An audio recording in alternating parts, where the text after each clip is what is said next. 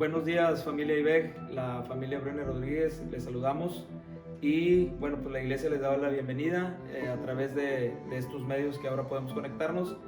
Y cuando comentaron que pudiera tener la oportunidad de darle la bienvenida a este culto, Dios puso en mi corazón y puso en mi mente el pasaje de Santiago capítulo 5 versículos 13 y 14, el cual me gustaría compartirles. Le voy a dar lectura. ¿Está alguno entre vosotros afligido? Haga oración. ¿Está alguno alegre? Cante alabanzas. ¿Está alguno enfermo entre vosotros? Llame a los ancianos de la iglesia y oren por él, ungiéndolo con aceite en el nombre del Señor. Aquí hay tres circunstancias que el pasaje nos indica, y hay dos de ellas que en medio de esta pandemia pues resaltan: la aflicción y la enfermedad. Pero Dios tiene la respuesta aquí en su palabra. Es el bálsamo que nosotros recibimos. Y hoy en este día Dios tiene preparado para nosotros un mensaje que nosotros vamos a recibir como un bálsamo en nuestra vida. Damos gracias a Dios porque podemos tener la oportunidad de que a través de estos medios podemos recibir el mensaje. Me permiten orar para poner en manos de Dios este tiempo. Señor, en el nombre de tu Hijo amado Jesucristo, te damos gracias y pues pedimos que el poder de tu Espíritu y el poder de tu palabra sean con nosotros en este momento.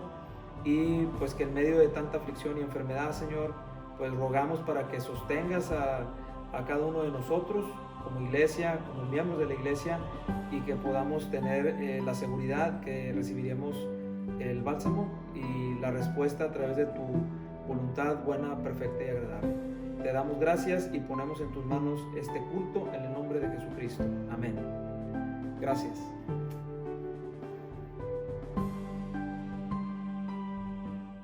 Dice el Salmo 34, dice: bendeciré a Jehová en todo tiempo, su alabanza estará de continuo en mi boca.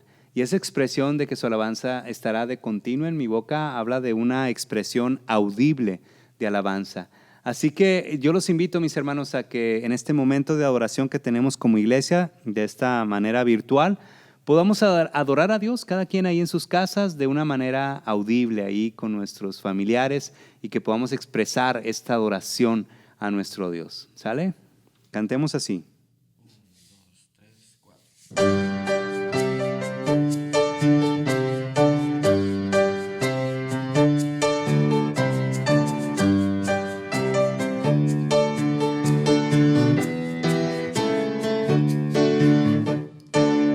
Alabar al Señor, tu nombre, darte gloria, honra y honor. Por siempre bueno es alabarte, Jesús, y gozarme en tu poder. Porque grande eres tú, grandes son tus obras. Porque grande eres tú, grande es tu amor, grande es tu gloria.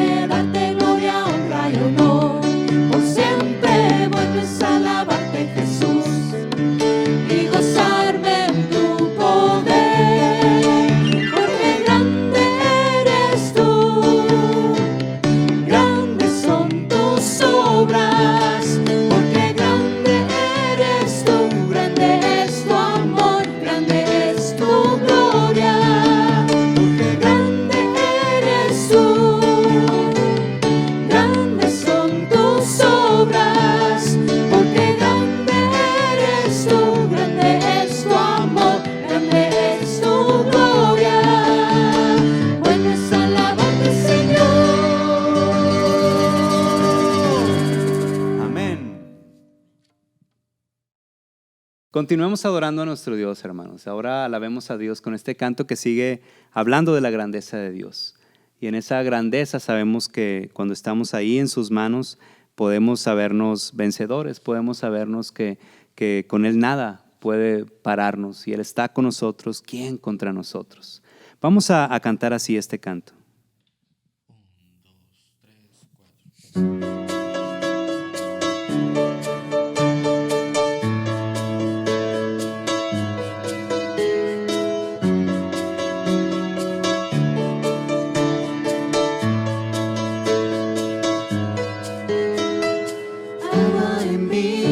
cambió, los ojos del ciego abrió. No hay nadie como tú,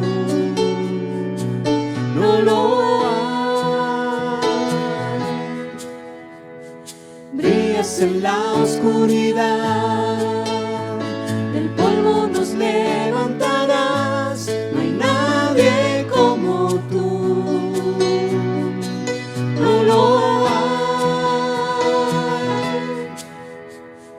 Mi Dios es grande, mi Dios es fuerte, Dios es más grande que cualquier otro. Nuestro Dios sana, es poderoso, mi Dios, mi Dios.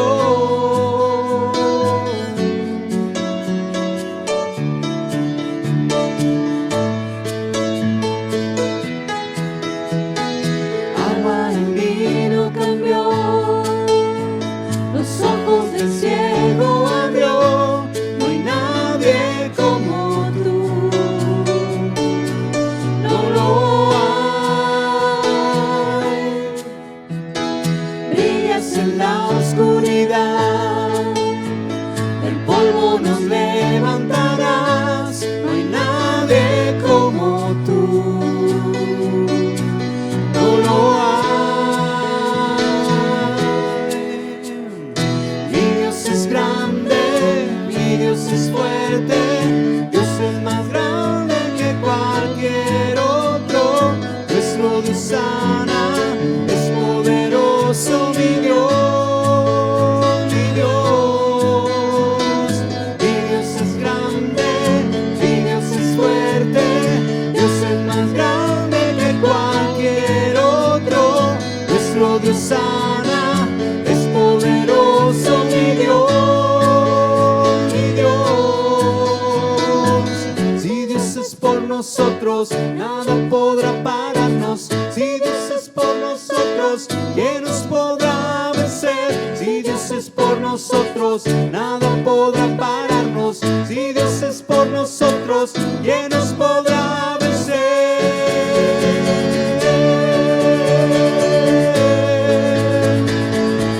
¿Quién nos podrá vencer?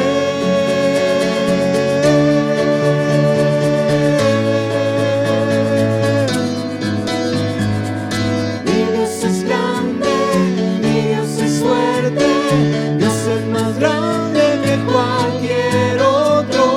Nuestro Dios sana, es poderoso, mi Dios, mi Dios. Mi Dios es grande, mi Dios es fuerte, Dios es más grande que cualquier otro. Nuestro Dios sana, es poderoso, mi Dios, mi Dios. Si Dios es por nosotros, nada podrá pararnos. Si Dios es por nosotros, ¿quién nos podrá vencer? Si Dios es por nosotros, nada podrá pararnos. Si Dios es por nosotros, ¿quién nos podrá vencer?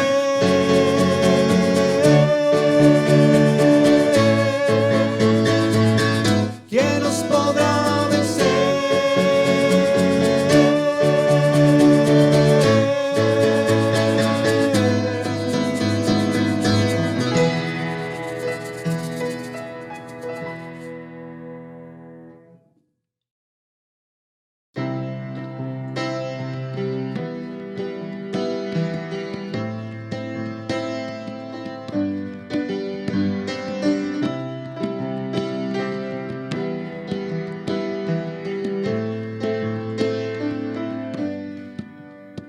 Te he alabado porque has dado todo, me has hecho sentirme feliz.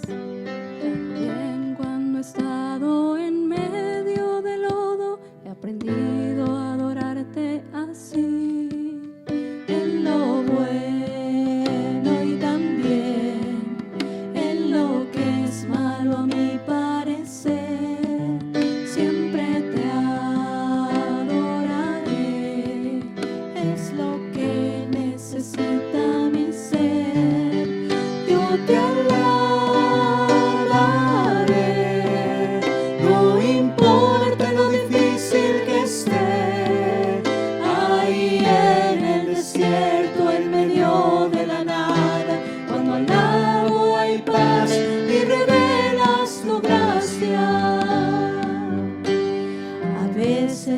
siento en la cima del mundo y así me he olvidado de ti. En otras me siento perdido y sin rumbo, parece que ha llegado el fin. En lo bueno y también en lo que es malo a mi parecer, siempre te adoraré, es lo que necesita mi ser. Yo te alabaré, no importa lo difícil que esté, ahí en el desierto, en medio de la nada, cuando al lago hay paz y revelas tu gracia. Ayúdame a no renegar, hazme ver claramente tu fidelidad. Yo te alabaré, no importa lo difícil que esté, ahí en el desierto, en medio de la nada, cuando al lado hay paz y revelas tu gracia. Yo te alabaré, no importa lo difícil que esté, ahí en el desierto, en medio de la nada, cuando al lado hay paz y revelas tu gracia.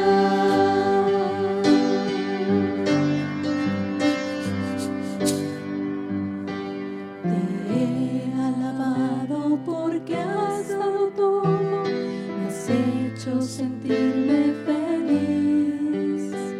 También cuando he estado en medio del lodo, he aprendido a adorarte así.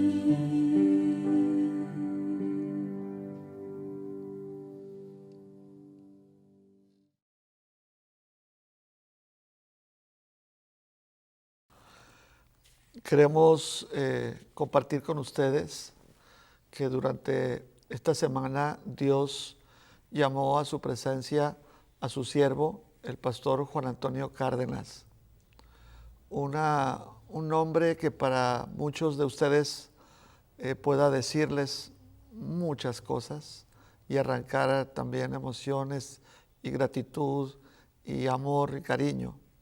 Para otra parte de la iglesia tal vez sea un nombre desconocido porque no trataron o recibieron de él como lo fue en su tiempo, porque el pastor Cárdenas fue pastor de aquí, de la iglesia IBEC, de la Iglesia Bautista del Calvario, años atrás. Nació en la ciudad de Nuevo Laredo, Tamaulipas, siendo el primogénito de 7 hermanos. Durante su niñez, su familia llegó a vivir a la ciudad de Monterrey y en su juventud asistió a la primera iglesia bautista. Ahí conoció a Cristo y poco tiempo después él y su familia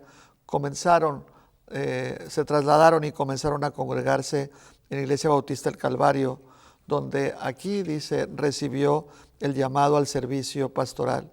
Se preparó en el Seminario Teológico Bautista Mexicano en Torreón, Coahuila, obteniendo la licenciatura en teología, y al concluir sus estudios comenzó a servir al Señor de medio tiempo en la primera iglesia bautista de Sabinas, Hidalgo, y a la vez estudió la licenciatura en psicología y la concluyó en el año 79, mismo año en que contrajo matrimonio con la hermana Socorrito García.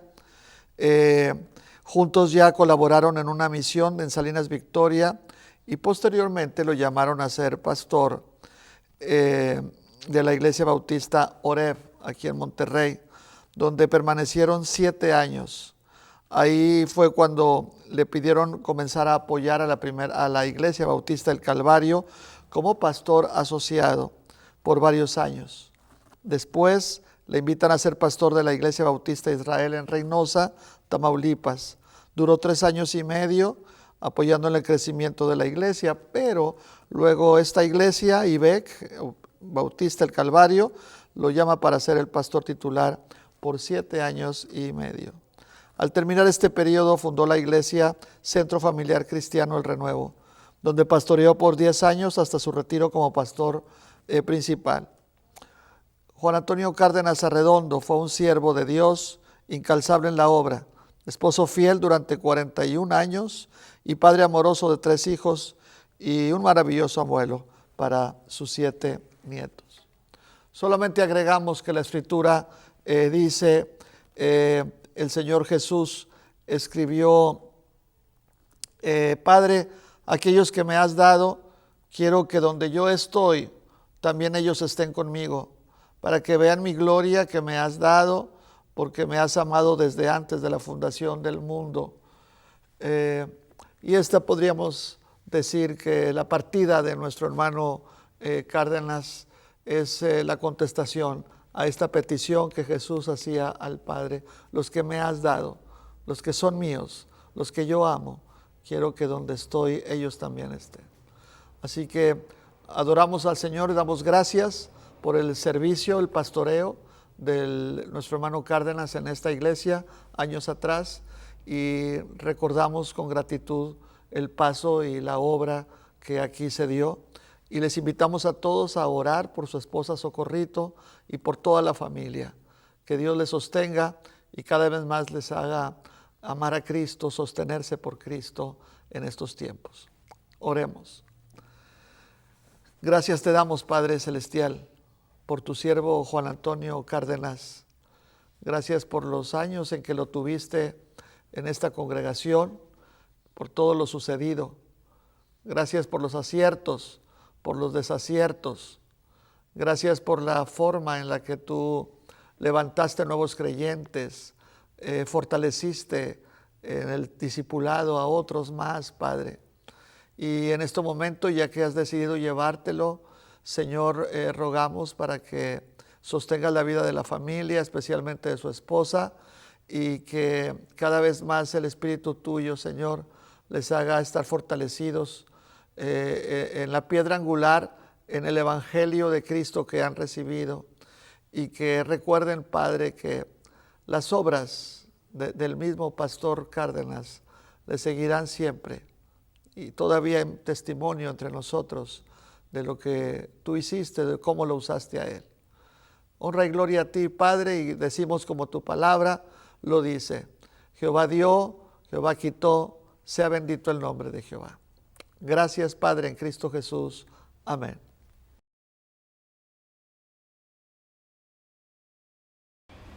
Buenos días, hermanos. Dios les bendiga. Estamos la familia García Quijano.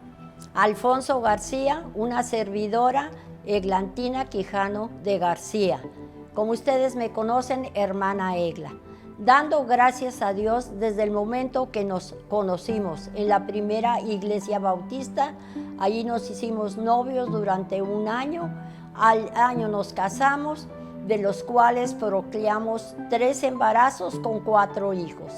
Eglita, Alfonso, Francisco, Eliud. Eliud ya está con el Señor. Hermanos, hemos pasado tiempos difíciles, pero tiempos también de mucho gozo. El Señor nos ha dado oportunidades de estar en esta congregación, la Quinta Iglesia Bautista, que en aquel entonces se organizó a través de una serie de vicisitudes. En las casas nos reuníamos.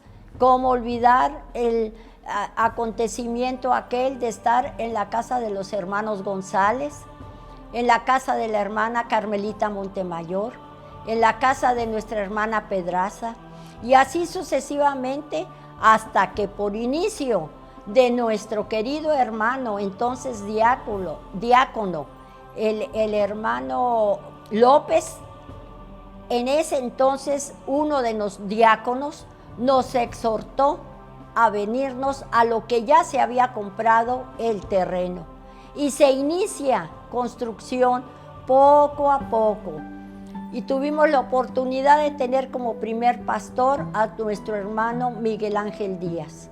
Después de él, así fueron los inicios de construcción, poco a poco, momentos en que tenían que venir los mismos jóvenes a ser parte de lo que ahora es, por ejemplo, el estacionamiento, quitar escombros y etcétera.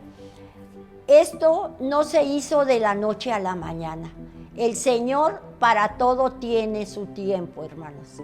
Lo que estamos viendo ahora de construcción, tanto de templo como de construcción de iglesia, que no es lo mismo el templo que la iglesia. La iglesia eres tú que me estás viendo. Y así, hermano y hermana, te invitamos que sigamos escuchando la palabra del Señor. Esto sí que no pasa, a las pandemias irán a pasar, pero la palabra del Señor es eterna.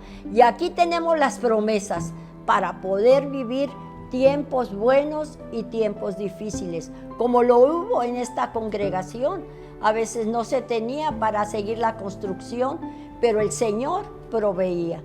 Damos gracias a Dios por nuestros casi 55 años a través de este tiempo, donde ha venido a pastorear también el hermano Alfredo Niño, el hermano Hermenegildo Salinas, el hermano Jorge Clar Ramírez, el hermano Juan Antonio Cárdenas. Estos dos últimos ya están, los tres, Hermenegildo y el hermano Cárdenas y el hermano Jorge, en presencia del Señor.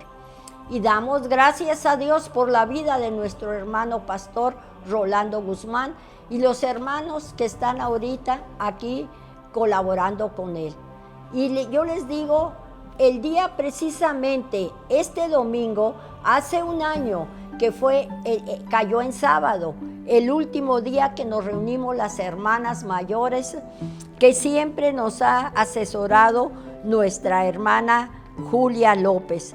Y decimos, el hermano Moisés basó todo su prédica en el Salmo 121, que dice, alzaré mis ojos a los montes, ¿de dónde vendrá mi socorro? Mi socorro viene de Jehová, que hizo los cielos y la tierra. Y yo les digo, hermanos, aún así, en esta pandemia, el Señor nos está edificando a través de las sagradas escrituras y a través de las predicaciones que vemos virtualmente. Y va usted a pensar eso, y va usted a pensar que la hermana Egla ya sabe manejar lo del WhatsApp, lo del Facebook, lo del Zoom. Ay, hermanos, poco a poco, pero hemos tenido que aprender. El Señor nos ha hablado y Él no se equivoca. Tenemos promesas firmes, que es lo que necesitamos, acercarnos, como ha predicado nuestro hermano estas últimas mañaneras. No únicamente leerlo, sino que leer y ser hacedoras de lo que leemos. Dios les bendice.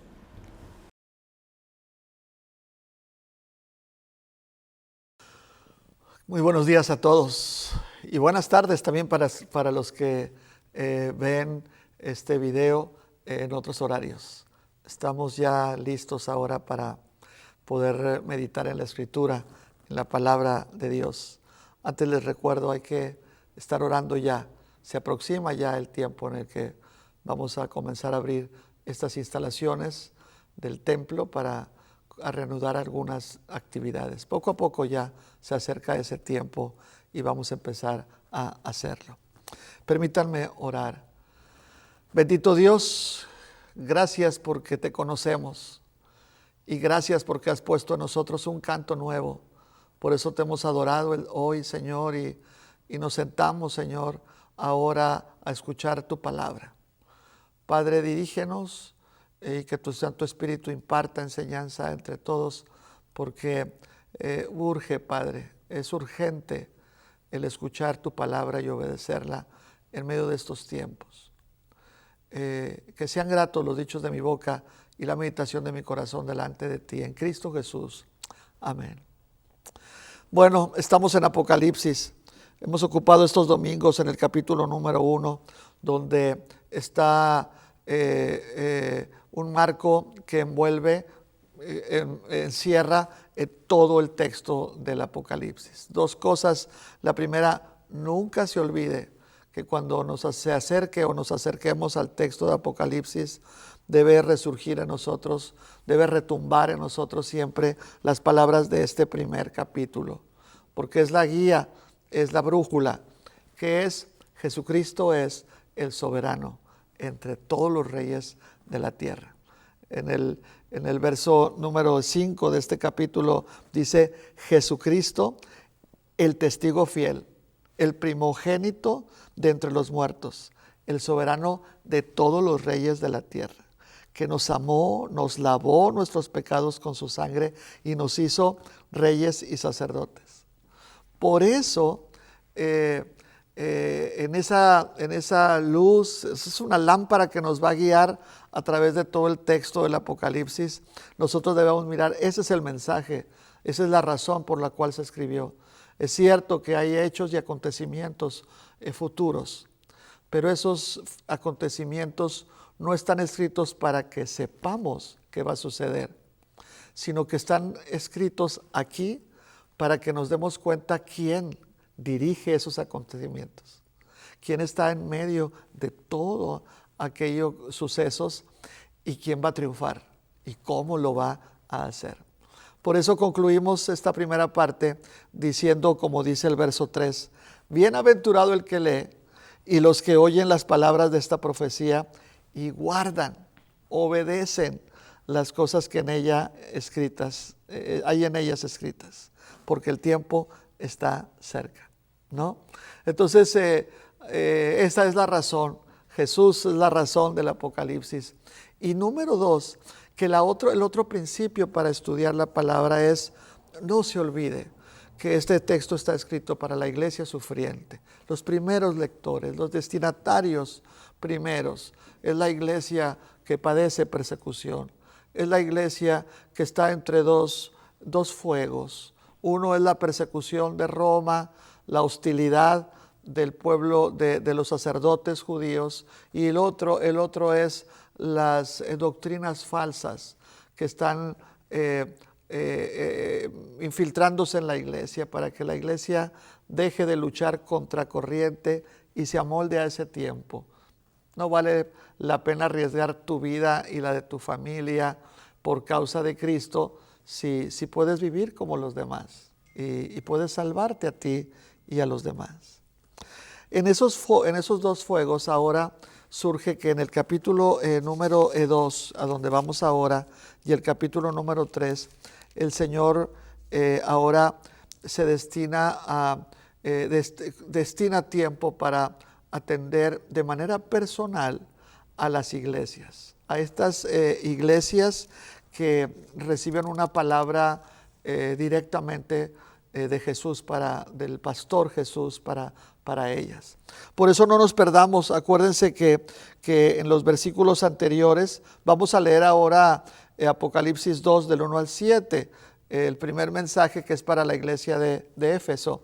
Pero antes de comenzar a ver lo que Jesús dice a las iglesias, acuérdense que Juan ya dejó bien escrito que él vio al Hijo del Hombre en medio de 7 candeleros. Y dijimos que esos 7 candeleros son las iglesias, ¿no? Aquí dice en el 1:20, el misterio de las 7 estrellas que has visto en mi diestra, y de los 7 candeleros de oro, las 7 estrellas son ángeles de las 7 iglesias, y los 7 candeleros que has visto son las 7 iglesias. ¿Y Juan lo vio a Jesús en medio de los candeleros? El pastor cuidando a su rebaño. El Señor Jesús de pie, con el poder y el señorío, a pesar de todo lo que está sucediendo alrededor, dice Jesús, véanme a mí, esto será pasajero, véanme a mí. Dice entonces en Apocalipsis 2, escribe al ángel de la iglesia en Éfeso, el que tiene las 7 estrellas en su diestra, el que anda en medio de las 7 candeleros de oro, y dice esto: yo conozco tus obras y tu arduo trabajo y paciencia, y que no puedes soportar a los malos, y has probado a los que se dicen ser apóstoles y no lo son, y los has hallado mentirosos. Has sufrido y has tenido paciencia, y has trabajado arduamente por amor de mi nombre, y no has desmayado. Pero tengo contra ti que has perdido tu primer amor. Recuerda, por tanto, de dónde has caído y arrepiéntete y haz las primeras obras, pues si no, vendré pronto a ti y quitaré tu candelero de su lugar, y si no te hubieres arrepentido. Pero tienes esto, que aborreces las obras de los nicolaítas, las cuales yo también aborrezco. El que tiene oído, oiga lo que el Espíritu dice a las iglesias. Al que venciere le daré a comer del árbol de la vida, el cual está en medio del paraíso de Dios. Cerramos otra vez de esta manera la lectura. El que tiene oídos, oiga lo que el Espíritu dice a las iglesias. Y entonces estas cartas que vamos a empezar o mensajes que vamos a empezar a ver, hoy solamente veremos este de Éfeso, pero son maneras en las que personalmente Jesús envía mensaje a la iglesia, pero también nos podremos dar cuenta que hay cosas que las unen y les hace como invariablemente experimentar el mismo pastoreo, el mismo reclamo, el mismo llamado. Y acabamos de leer: el que tiene oído, oiga, porque esto es para las iglesias, esto es para nosotros, para usted, para mí, para la iglesia en general, ¿no? Por eso dice la Escritura, ¿verdad?, que hemos de recordar que es Jesús el que está escribiendo a la iglesia. Es ahí la autoridad. Los mensajes a las iglesias nos hablan de lo que Cristo está viendo más a fondo de lo que la propia iglesia ve de sí misma, ¿no? Nosotros podemos decir qué linda iglesia o qué mal está la iglesia, pero esto es una prueba de que Jesús mira más adentro, ¿no? Y es la forma en la que Jesús lo mira y luego lo pastorea, lo corrige o lo bendice, lo prospera. Y esto también es una radiografía de la iglesia, ¿no?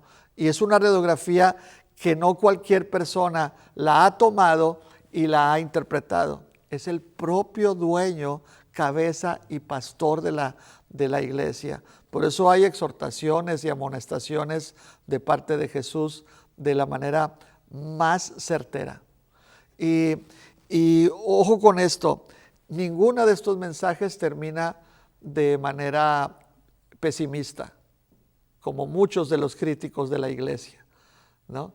Yo recuerdo muy bien que cuando yo llegué aquí a la iglesia hace 15 años o más, 16 años, perdón, ahora en enero cumplimos 16 años. Yo recuerdo que alguien vino y me dijo: hermano, aquí hubo un hermano, hace un año se fue de la iglesia, muy enojado por algunas circunstancias, se fue y él dijo que él le daba 10 años para que la iglesia Bautista del Calvario desapareciera. Ya se fue enojado, maldijo a la iglesia y dijo: en 10 años ustedes ya no están aquí. Y él dijo que lo profetizaba porque Dios se lo había revelado. Gracias a Dios, porque la iglesia no está en las manos de él, de usted o mías, sino en las manos del Señor. Por eso hay perseverancia. Y todas las cartas, los mensajes que Jesús da a las iglesias, todos terminan de una manera prometedora. Corrígete, arrepiéntete y vendrá bendición. Corrígete, dice, y al que venciere le daré de comer del árbol de la vida. Aquí dentro dice para la iglesia, el cual está en medio del paraíso de Dios. Y entonces agreguemos solamente que lo que está pasando aquí es que cuando Juan comienza a hablar de los mensajes que Jesús tiene para las iglesias, es la forma en la que también el propio apóstol Juan, pastor, está recreando la visión que tiene de la situación de las iglesias ahí en Asia Menor, ¿no? Cuando decimos Asia Menor, ubíquese hoy en día en el mapa en Turquía. Y Juan está hablando en todo ese territorio turco que ahora hay. Todavía están algunas de estas ciudades, pero no solamente estamos hablando de estas como Éfeso, Esmirna, Tiatira, Pérgamo, Laodicea, Sardis, Filadelfia. Había otras iglesias. Tenemos la de Colosas, la de Troas, que en el libro de los Hechos se menciona, pero está de esta manera enmarcando. Por eso estamos incluidos nosotros. y las iglesias alrededor de nosotros. Y déjeme decir, estas cartas están dentro del rollo del Apocalipsis, del texto del Apocalipsis. Así que algunos han dicho que Juan conocía bien la ubicación geográfica de las iglesias y acomodó los mensajes de Jesús en cierto orden geográfico para que quien iba y leía el libro del Apocalipsis iba de ciudad en ciudad, de iglesia en iglesia. Ahí se juntaban todos y escuchaban una y muchas veces la lectura del texto. Por eso se acuerdan como dice, bienaventurado el que lee, y luego dice, y los que escuchan estas palabras. Él probablemente, para hacer más sencillo el viaje o más rápido el viaje, pues lo que hizo Juan es, sigue esta ruta geográfica, y empezó por Éfeso. Y Éfeso por ser la iglesia madre también, y de ahí fue caminando. Entonces ocupó días en ir, bajar a otra ciudad, y luego en el camino había otra, hasta completar estas 7 congregaciones, ¿verdad? Bien, hemos leído Apocalipsis 2 del 1 al 7. Hay imperativos que nosotros necesitamos tener muy presentes, porque es la manera en la que Jesús está acercando a nosotros y a la iglesia de Éfeso, ¿verdad? Recuerda de dónde has caído, arrepiéntete y vuelve a practicar lo que antes estabas haciendo, ¿no? Es decir, en lugar de solamente contar la situación, hay una invitación de Jesús, pastor, a volver al camino. Es exactamente lo que Jesús dijo: yo soy la puerta del redil, yo soy el pastor, y si una me falta, voy y dejo las demás y voy a traer a la que era rebelde y se había ido. Era la manera más lógica en la que Jesús puede tratar con las iglesias en medio de su enfriamiento o de su complicación, ¿no? Y entonces aquí estamos nosotros mirando que hay cambios de conducta muy profundos que están sucediendo en la iglesia de Éfeso. Y digo profundos porque Jesús no está hablando que la problemática de la iglesia de Éfeso sean sus actividades solamente o en primer término, ahorita lo vemos, sino el motor que hace funcionar todo lo que la iglesia de Éfeso hacía. Es decir, más que un cambio estructural, Juan está diciendo, Jesús está llamando a la iglesia a que su cambio es interior, es emocional, es espiritual, ¿no?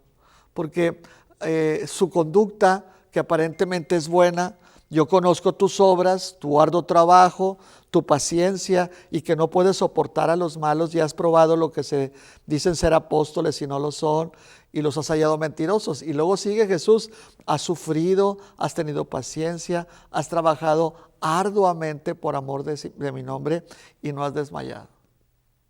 ¿Saben qué podríamos pensar?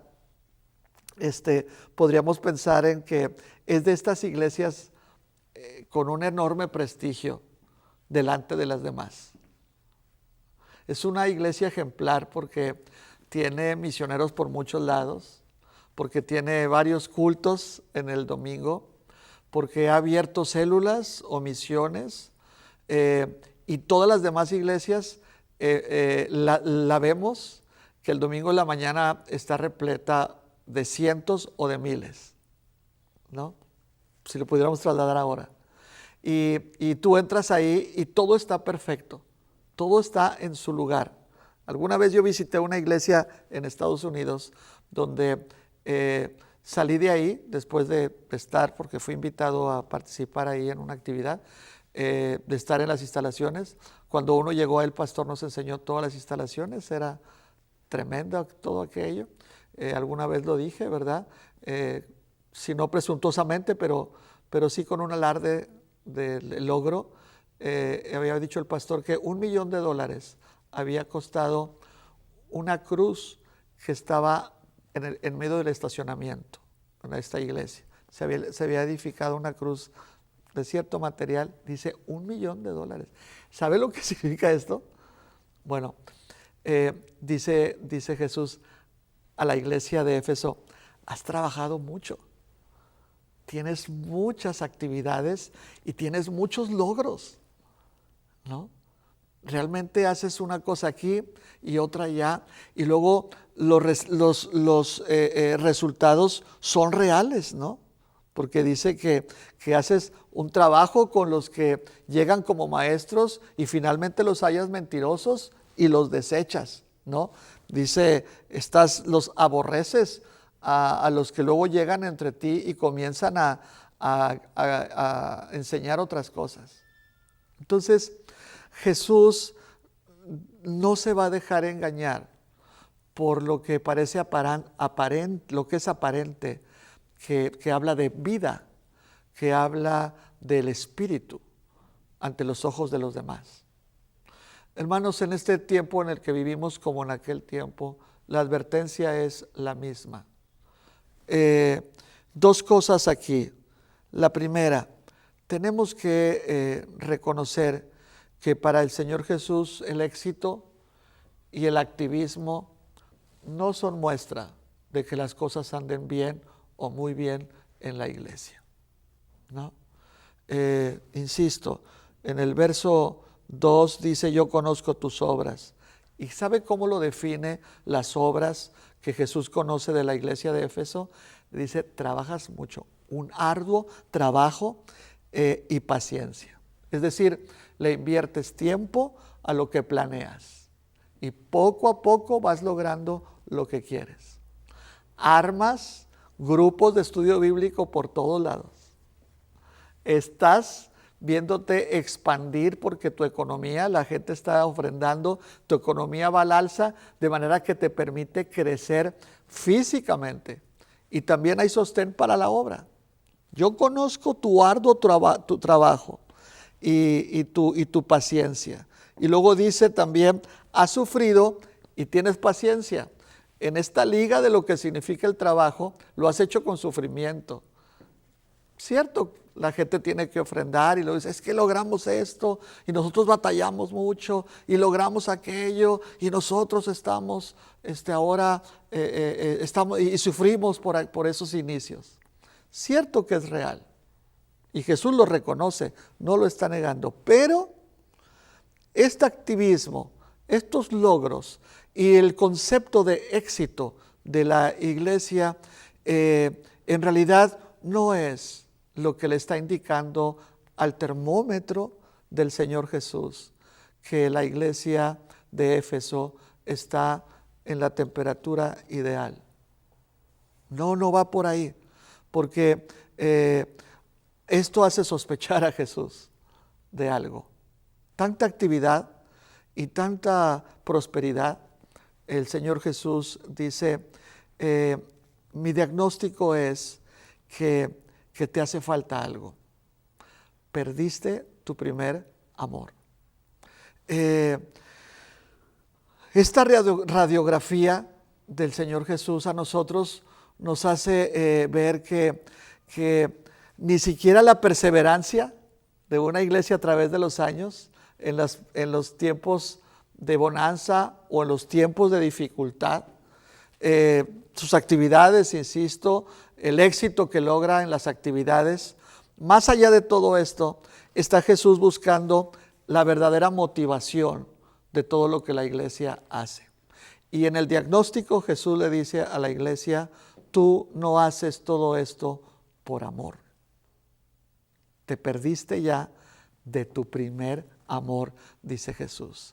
De esa relación íntima del corazón, de cada uno de los que componen la iglesia conmigo. Esa relación que solamente se cultiva de rodillas allá en lo personal, y que aquello va creciendo, como decía luego Pablo a los Corintios, Es un amor que aunque yo haga, es si entrego todos mis bienes y hago todo por la gente, pero no tengo ese amor de Cristo, de nada vale, ¿no? No es lo que luego Pablo dice a los corintios, ¿verdad? El amor de Cristo me constriñe, nos constriñe. Esto es lo que ha perdido. La maquinaria eclesiástica va caminando y se impulsa tal vez porque la economía de la iglesia va muy bien. Mucho cuidado, yo siempre insisto, y gracias a Dios que cada vez más lo hemos perdido. La iglesia no tiene tesoro. No llamemos al dinero de la iglesia el tesoro de la iglesia, como escucho por otras congregaciones que dice el tesoro de la iglesia es de 100,000. No. El tesoro de la iglesia es Cristo y el evangelio de Cristo. Lo otro son finanzas. Pero aquí el Señor Jesús está diciendo que los programas, las actividades se convierten en el fin en sí mismo.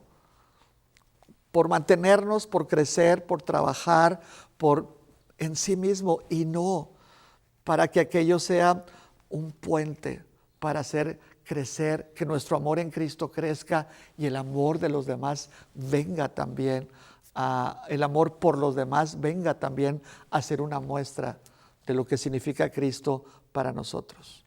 Aquí hay un llamado, mis hermanas y mis hermanos, que nosotros podamos realmente cuestionar si todo lo que tenemos y hacemos, a pesar de este tiempo y cómo hemos reaccionado en esta pandemia, es para mantener la iglesia, para que la gente no deje de ofrendar y sigamos sosteniendo la iglesia, o porque ese es el llamamiento que debemos seguir obedeciendo, servir a Cristo, ser iglesia de Cristo, expandir el evangelio a pesar de estas circunstancias, por obediencia y por el peso de la escritura que ahora hemos escuchado y la debemos obedecer. La iglesia se burocratiza, muchos procesos en la iglesia para alcanzar algunos fines. La iglesia se institucionaliza y eso es el problema, que antes de la pasión por el amor de Cristo, la iglesia ha olvidado. Lo ha olvidado haciendo muchas actividades. Y el último punto, es que entonces lo que dice la Escritura es que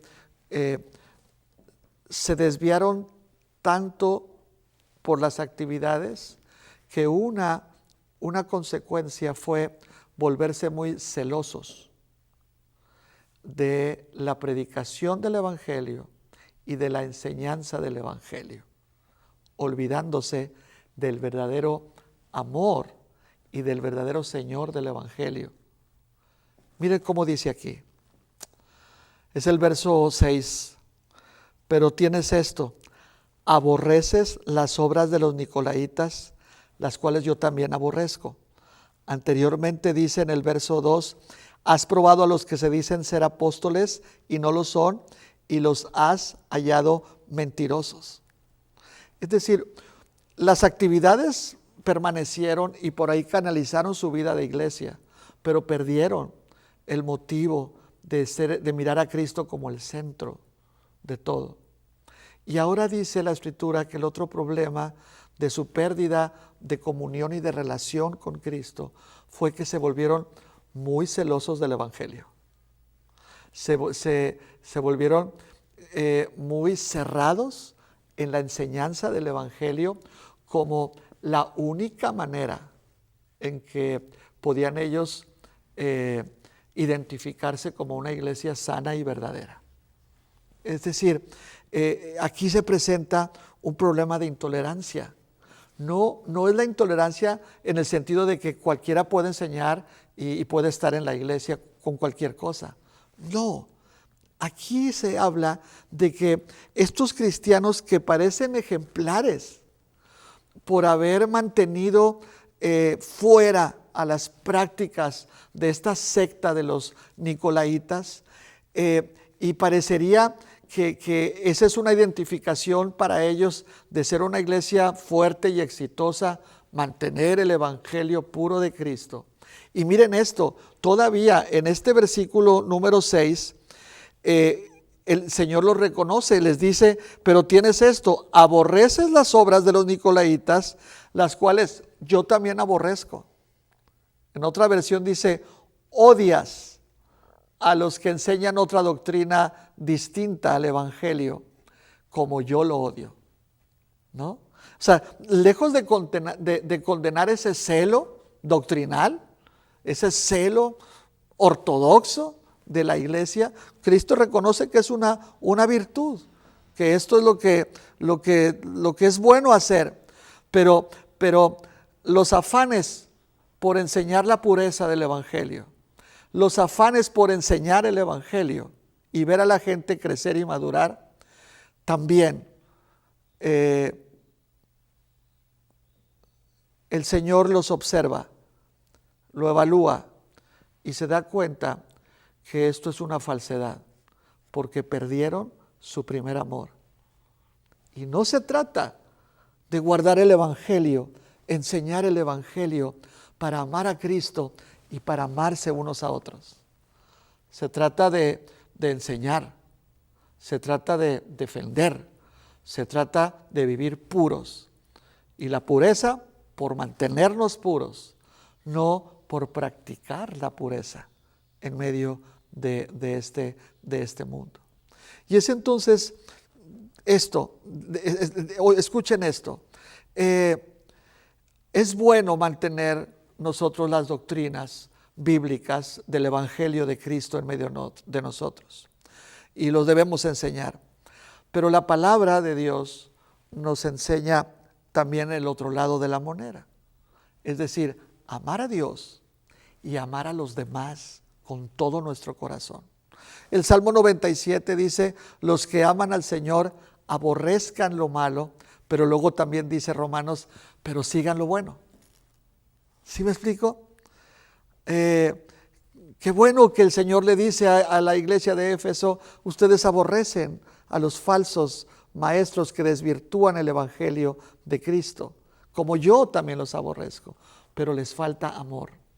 Les falta amor. Es decir, aunque no compartamos, tenemos que amar el mismo pensamiento con los demás.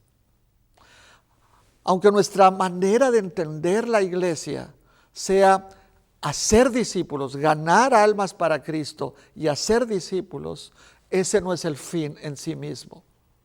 Esto es porque nos va a comprobar cómo nosotros amamos al Señor, amamos su palabra, y lo que queremos es que la iglesia se ame unos a otros y a los de afuera. Por eso enseñamos la Escritura, para que ellos vean a Cristo, para que ellos amen a Cristo y para que se desborde el amor de Cristo a través del Evangelio enseñado y el Evangelio practicado. Así que terminemos ya. Es muy importante precisar lo que la actividad de la iglesia de Éfeso, el activismo de la iglesia de Éfeso y los celos por seguir enseñando la palabra de Dios. Es muy importante el que nosotros no nos dejemos guiar por lo aparente, sino ver lo que Jesús dice.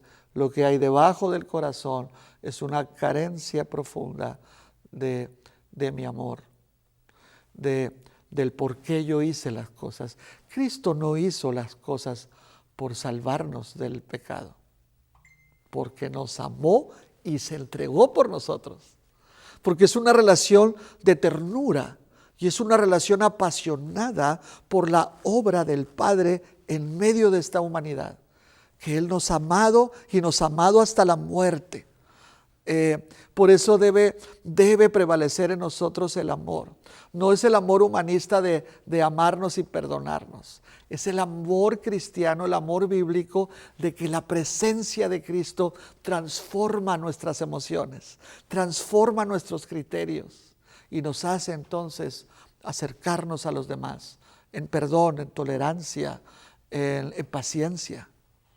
Ahí está Cristo en medio de nosotros. Los nicolaitas enseñaban que había que quedarse sin hacer nada, coman bien, decían los nicolaitas, pueden tener relaciones sexuales hasta como una práctica a la deidad, ¿no? El cuerpo se separa del espíritu y finalmente pueden rendir culto al emperador.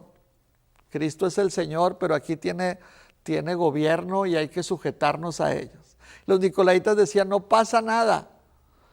Y muchos estaban cayendo en esa trampa. Pero muchos también cayeron en la trampa interna de la iglesia. De sentir bonito porque la iglesia ha permanecido por años. De pararse el cuello por decir, la iglesia ahora logró esto y logró lo otro. Una iglesia que resuelve sus problemas con dinero. Una iglesia que resuelve sus problemas por debajo de la mesa. Se arregla todo. No, hermanos, no somos esos y no seamos estos. El dinero en la iglesia es transparente. La escuela de música es transparente. Los gastos de la iglesia son transparentes. Pero no porque nosotros nos desgarramos las vestiduras porque el dinero es intocable. No, Señor. Es porque el Señor es nuestro autoridad y al que le rendiremos autoridad a Él. Porque amamos a Cristo y estamos bien agradecidos porque nos tiene en esta obra. Y en esta obra queremos continuar mostrándole que Él es nuestro tesoro. Él es nuestro primer y nuestro último amor. No nos acomodemos entonces, hermanos, a un éxito que en estos momentos es difícil para todos por la pandemia, pero que nos hace vernos en competencia una iglesia con otra.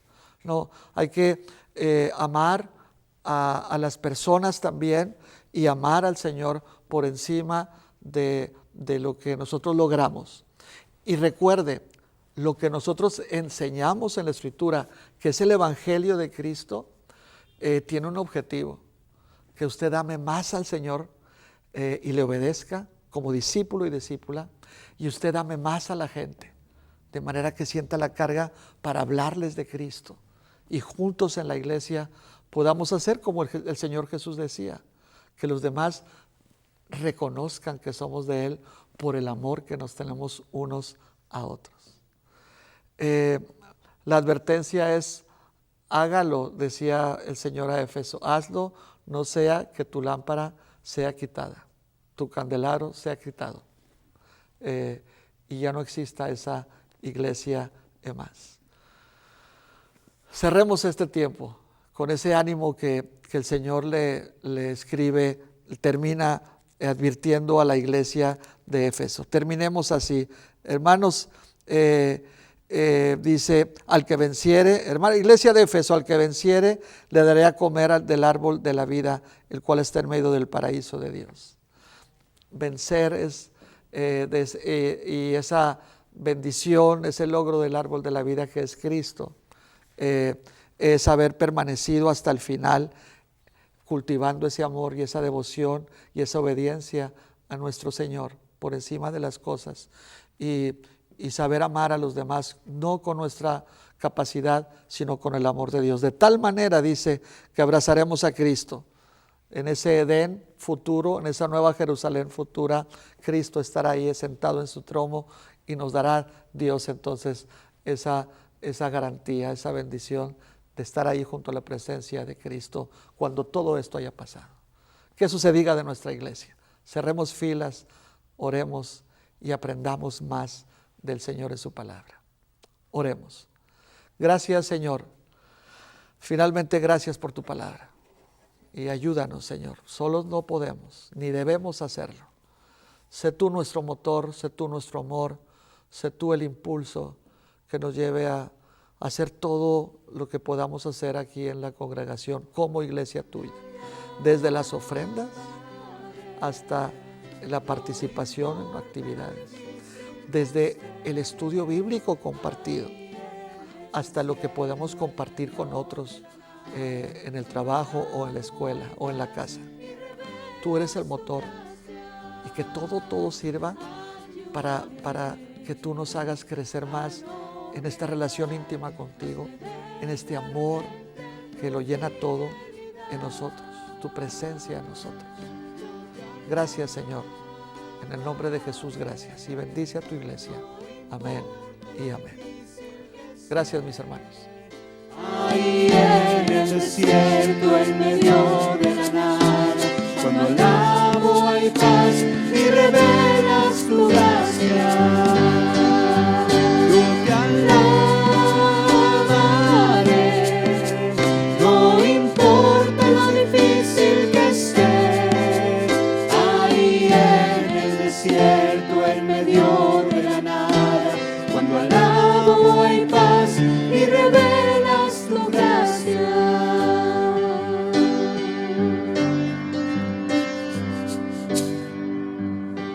Te he alabado porque has dado todo, me has hecho sentirme feliz. También cuando he estado en medio del lodo, he aprendido a adorarte así.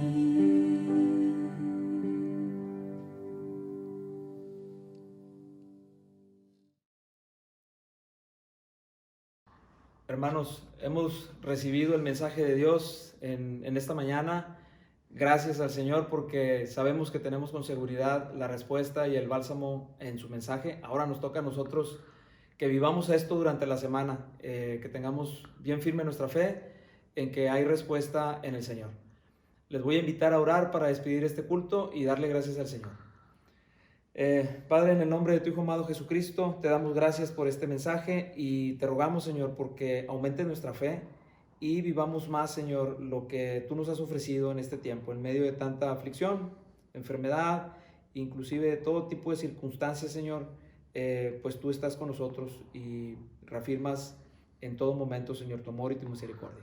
Te damos gracias y en el nombre de Jesucristo te rogamos nos sigas manteniendo en el amor y en la misericordia que tienes con nosotros. Amén. Hermanos, también les recuerdo que podemos ofrendar y diezmar en la información que viene aquí mismo en la pantalla.